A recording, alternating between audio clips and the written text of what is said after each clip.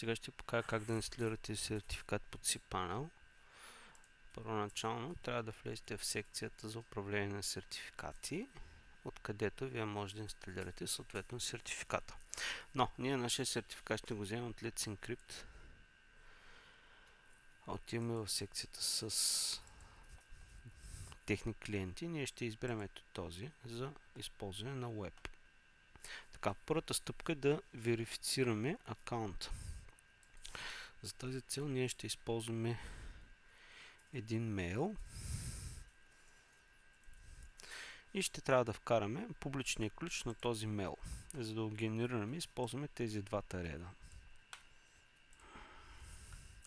Така, това ще ни генерира акаунт ключа и ние сега ще вземем от този акаунт ключ, ще вземем само неговия публичен ключ, не частния, публичния.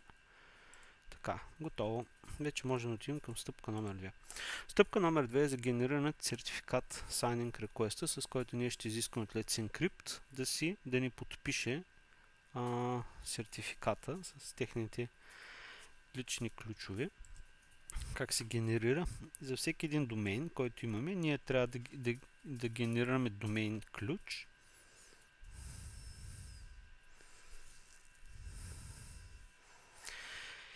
И ние трябва да изискваме трябва да го подпишем с нашия домейн ключ за нашите домейни.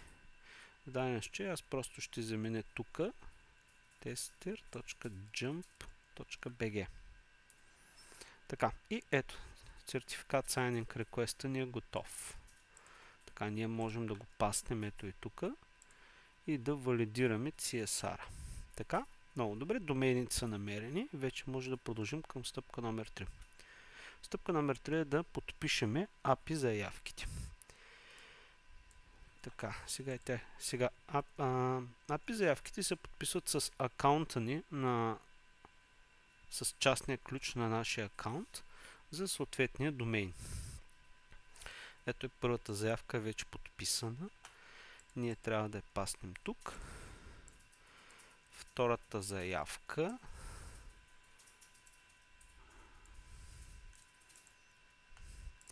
Това е третата заявка.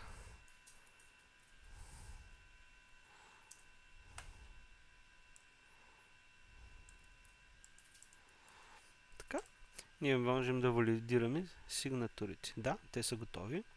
Вече можем да продължим към стъпка номер 4. Стъпка номер 4 е да докажем, че ние имаме достъп до този домейн. За тази цел ние пак използваме един подпис. Пак се генерираме нов подпис. И тук избираме, че ще качим файловете на сървъра. Трябва да се направи директория .wellknown.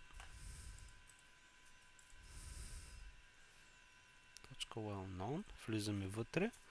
После ще трябва да направим нова директория Acme Challenge. Влизаме вътре в нея и вътре трябва да създадем един файл, който ето е този VM. Така, този файл ще го редактираме, защото неговото съдържание трябва да бъде следното. Сега ние можем да се опитаме да видим дали този файл съществува, преди да подпишем самата заявка. И само за малко. Така, изглежда файла съществува и се намира горе. И ние ще окажем, че вече го имаме този файл. Така, готово, нашия сертификат е готов. Сега, ето го подписания ни сертификат, който ние да инсталираме. Само за малко, това е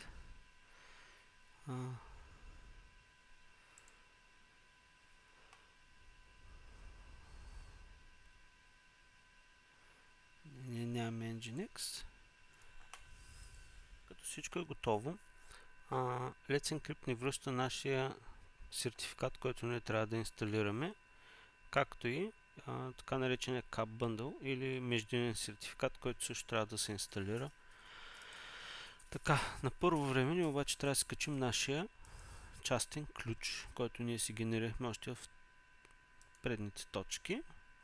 Така, от тук, като key файл, трябва да изберем domain.key, не account key, а domain key. Избираме го и го качваме. Така. Вие успешно го качихте във вашия акаунт. Благодарим. След което ние отиваме в секцията за сертификати и ние ще аплоднем сертификата ето тук. Значи, ние от тук трябва да изберем подписания сертификат.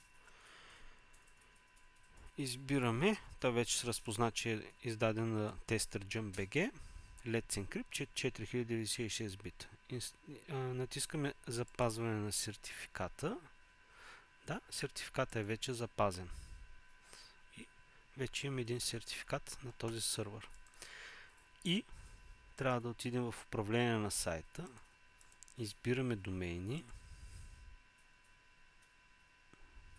Така, сертификатът е инсталиран. Ключа се намира тук.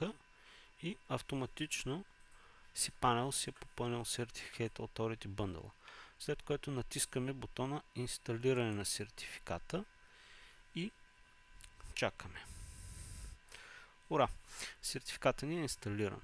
След което ние просто можем да отидем, така ето вече е инсталиран, можем да отидем тук в HTTPS TesterJump.bg, да кликнем на иконката и ето как физически сертификат е инсталиран. Недостатъкът на този метод, който в момента ви демонстрирах, е, че не може да се скалира лесно, точно по този начин през Web интерфейс. Ако това нещо трябва да го правите при 500 домейна или дори и 2 или 3, нещата може да се получи объркане при копипаста. За тази цел е хубаво да се използва някои от другите клиентски библиотеки, с които те разполагат. Примерно, те най-често използват тяхната библиотека AcmeBot, но вие може да си харесате някоя друга, примерно Acme PHP или дори плагин за WordPress. Надявам се, че ви е било полезно.